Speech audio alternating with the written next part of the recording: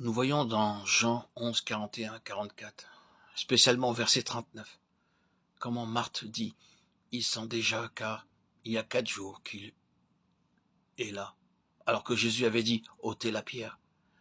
Elle montrait par là que sa vieille nature était dépourvue de foi. Nous aussi, nous commençons par voir beaucoup de défauts et d'insuffisances et la corruption de notre nature.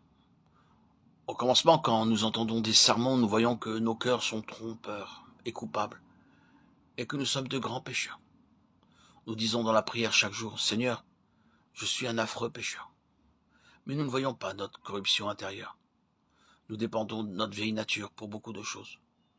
Bien que nous confessions dans la prière que nous sommes d'affreux pécheurs et disions « Aie pitié de moi, ô Seigneur », dans toutes nos activités, nous cherchons encore la victoire et le secours par notre vieille nature. Le Seigneur nous dit que notre vieille nature est très corrompue, nauséabonde, souillée, et que nous devons avoir recours à la nouvelle nature pour toutes choses. Romains 6, 5, 6. Nous devons croire que le Seigneur a mis notre vieille nature à la croix lorsqu'il est mort, sachant que notre vieil homme a été crucifié avec lui, afin que le corps du péché fût détruit, pour que nous ne soyons plus esclaves du péché. Romains 6, 6. Lorsque Lazare mourut, le Seigneur le ressuscita, afin de nous montrer qu'il avait mis notre vieille nature à la croix. Nous ne devons plus dépendre de notre vieille nature. Pour toutes nos activités, nos projets, nos besoins, nous avons la nouvelle nature. Quand vous commencez à prier, par la foi, dites « Seigneur, Jésus, tu es ma vie, tu es ma force, ma sagesse. Je ne compte pas sur ma vieille nature pour la force, la sagesse ou toute autre chose. Maintenant, Seigneur, donne-moi plus de vie et de force pour toute cette journée. Je ne me fie pas à ma force de volonté pour la victoire. Je suis tellement faible. Donne-moi la puissance de ta résurrection pour tous mes besoins. » Une telle foi ne nous viendra pas facilement, mais après bien des échecs, après avoir échoué bien des fois, nous dirons « Oh Seigneur, je confesse que je ne suis pas bon. » Au commencement, nous disons « Pourquoi prier si souvent ?»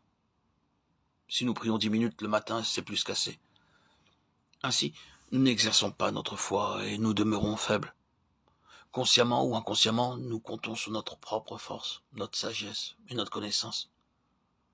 Paul dit dans 1 Corinthiens chapitre 15, verset 31, « Chaque jour, je suis exposé à la mort. » En tant qu'être humain, nous restons tous faibles, en dépit de notre connaissance de la Bible, notre intelligence et nos bénédictions passées. Nous pensons que nous pouvons vaincre la tentation avec notre vieille nature.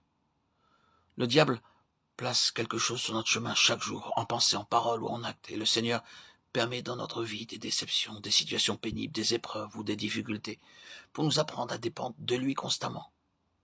Sans moi, vous ne pouvez rien faire. Nous devons dépendre de lui pour toutes choses. Nous allons généralement vers le Seigneur pour les grandes choses, mais pas pour les petites. Cette attitude nous apporte beaucoup d'échecs.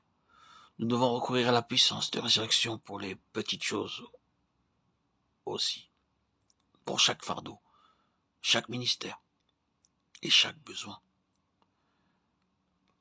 Le Seigneur Jésus-Christ laissa derrière lui son linceul à la résurrection. La pierre fut ôtée et le corps sortit du tombeau. Il sortit lui-même. Mais pour Lazare, c'était à dessein qu'il sortit enveloppé dans son linceul. Jean 11, 44. Si Dieu l'avait voulu, il aurait fait sortir sans linceul. Mais Jésus dit, déliez-le et laissez-le aller. D'autres personnes ont dû venir l'aider.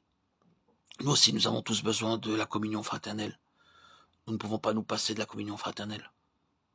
Beaucoup de croyants demeurent spirituellement faibles par manque de communion fraternelle. Il leur est arrivé d'avoir quelques expériences avec le Seigneur, mais ils ne désirent pas avoir de communion fraternelle avec les croyants. Ils restent à la maison, lisent quelques livres et disent « Pourquoi aller là et gaspiller son temps ?» En agissant ainsi, ils méprisent la communion fraternelle. Pour une pleine croissance, nous devons avoir la communion fraternelle comme Lazare eut besoin du secours des autres disciples pour le libérer du linceul. Nous constatons que la prière, l'adoration et le témoignage vont ensemble. Lorsque nous prions seuls, nous ne pouvons pas prier pour chaque sujet, même si nous pouvons prier la journée entière. Quand nous prions ensemble, nous avons la liberté de prier pour beaucoup de sujets, et nous avons une grande joie en le faisant. Il en est de même avec la parole de Dieu. Quand nous sommes à la maison, Nous ne pouvons pas recevoir beaucoup de la parole de Dieu, mais quand nous prenons part aux études bibliques et aux rencontres, nous recevons beaucoup plus. Même en ce qui concerne le service. Quand nous sommes ensemble, nous avons la liberté de dispenser la parole. Nous avons tous besoin de la communion fraternelle des croyants et des serviteurs de Dieu, de manière à jouir plus pleinement de la puissance de la résurrection pour tous nos besoins, nos épreuves et nos tentations. Christ dit aux disciples, déliez-le et laissez-le aller. Ainsi Lazare fut libre, la nouvelle puissance vint en lui, et automatiquement elle vint en Marthe et en Marie. Ainsi, Marthe, Marie et Lazare formèrent une heureuse famille, et à cause du changement de leur cœur, il n'y eut plus de querelle dans cette famille. Une fois que nous avons reçu la puissance de résurrection, nous sommes dans une meilleure condition pour jouir du plan de Dieu, révélé dans Jean chapitre 12.